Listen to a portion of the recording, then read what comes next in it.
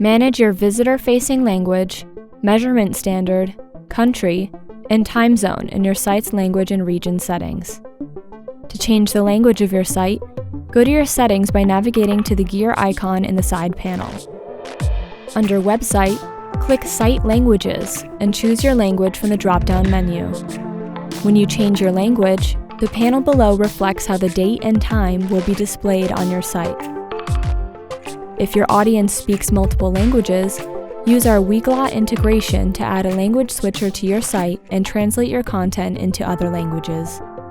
To access your regional settings, go back to Website and click Regional Settings.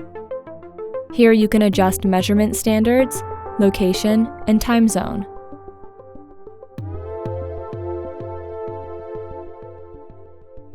Please let us know if you have any more questions. We're always here to help.